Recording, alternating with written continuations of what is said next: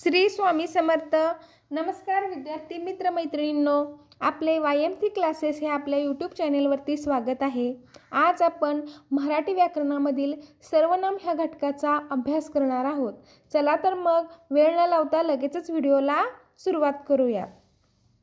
सर्वप्रथम आपण सर्वनामाची व्याख्या पाहूया. नामाऐवजी वापरल्या जाणाऱ्या शब्दाला सर्वनाम म्हणतात. आता सर्वनाम म्हणजे काय, तर जे नाम असतं त्याच्या ऐवजी जो शब्द वापरला जातो त्याला सर्वनाम असे म्हणायचं. आता इथं आपण काही सर्वनामे लिहिलेली आहेत ती पाहूयात. सर्वनामे मी, आम्ही, तू, तुम्ही, तो, त्या, ती, ते, त्या, ती, हा, ही, हे, ह्या, ही, जो, जे, ज्या, जी, कोण, काय, आपण, स्वतः. इथं आपण सर्वनामे पाहिली. आता त्याची काही उदाहरणं म्हणजे 1 ते 10 उदाहरणं पाहूया. मग त्या उदाहरणामधील सर्वनाम कसं शोधायचं हे आपण पाहूया. एक्झाममध्ये तुम्हाला एखादं असं वाक्य देतात व त्यामधील सर्वनाम कोणतं ओळखा असे विचारले जाते. तर आपलं पहिलं उदाहरण आहे, तो नेहमी खरे बोलतो. आता इथं आपण सर्वनामे दिलेली आहेत. तर यामध्ये तो हे सर्वनाम आहे असं आपल्याला इथं सांगण्यात आलेलं आहे. त्यामुळं तो नेहमी खरे बोलतो ह्या वाक्यातील सर्वनाम कोणते, तर तो. आता दुसरं वाक्य पाहूया. ती हुशार आहे. आता हे वाक्य आहे. आता वरती पाहायचं आपण. इथं ती हे सर्वनाम आपल्याला दिलेलं आहे. त्यामुळे ह्या वाक्यातील सर्वनाम कोणतं, तर ती.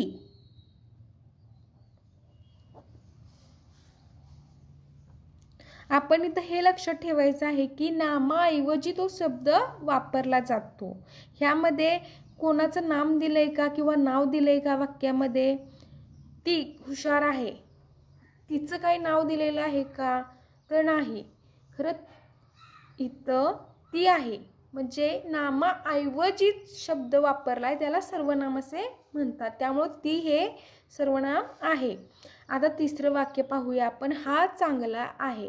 आता वरती पहा, इथं हा हे सर्वनाम दिलेलं आहे. तर ह्या वाक्यातील सर्वनाम कोणतं होईल, हा. आता पुढचं वाक्य पाहूया. ती गाणे गाते. ह्या वाक्यातील सर्वनाम काय होणार, इथं ती दिलेलं आहे त्यामुळे सर्वनाम काय होणार, ती. आता पाचवं वाक्य पाहूया आपण. तुम्ही किती चांगले आहात. तर इथं पाहायचं वरती तुम्ही हे सर्वनाम आहे. त्यामुळं तुम्ही ह्या वाक्यातील सर्वनाम येणार. आपण जे इथं वरती सर्वनाम दिलेले आहेत ते तुम्ही पाठ करून ठेवायचे आहेत किंवा लक्षात ठेवायचे आहेत. त्यामुळं तुम्हाला कोणतंही उदाहरण देऊ देत एक्झाममध्ये, त्यामधलं तुम्हाला सर्वनाम तुम्ही लगेच शोधून त्याचा आन्सर लिहू शकता. आता पुढील वाक्य आहे, आम्ही तिकडे जातो.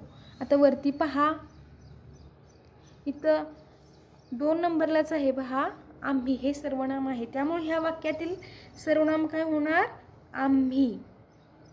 आता पुढील वाक्य पाहूया आपण. कोण आहात आपण. तर वरती पहा, कोण हे सर्वनाम आहे. त्यामुळे ह्या वाक्यातील सर्वनाम काय होणार, कोण. आता 8वं वाक्य, जे असेल ते असेल. आता ह्या वाक्यामध्ये पहा आपण 2 सर्वनाम आलेले आहेत. एक तर जे आणि दुसरं ते, अशी 2 सर्वनामे आलेले आहेत. असं सुद्धा वाक्य तुम्हाला देऊ शकतात एक्झाममध्ये. इथं काय होणार सर्वनाम, जे आणि ते. आता 9वं वाक्य पाहूया आपण. ती स्वतः सायकल चालवते. ह्या वाक्यामध्ये सुद्धा 2 सर्वनामे आलेले आहेत. आता ती आहे पहा इथं सर्वनाम आणि दुसरं स्वतः. तर इथं सुद्धा 2 सर्वनामे वाक्यामध्ये आलेली आहेत. असं सुद्धा वाक्य तुम्हाला एक्झाममध्ये देऊ शकतात. त्यामुळे ती आणि स्वतः अशी ही 2 सर्वनामे ह्या वाक्यामध्ये आलेली आहेत. आता आपलं लास्ट वाक्य पाहूया आपण. तो प्रामाणिक मुलगा आहे. आता वरती पहा, तो हे सर्वनाम दिलेलं आहे. त्यामुळं ह्या वाक्यातील सर्वनाम काय होणार? तो. तर विद्यार्थी मित्रांनो, अशा प्रकारे आज आपण मराठी व्याकरण त्यामधील सर्वनाम हा घटक याचा अभ्यास केलेला आहे. आपल्याला व्हिडिओ आवडला असेल तर व्हिडिओला लाईक करा. आपल्या YM3 क्लासेस ह्या यूट्यूब चॅनेलला सबस्क्राईब करा. नोटिफिकेशन बेल प्रेस करून ऑल ह्या बटनावरती क्लिक करा. थँक्यू.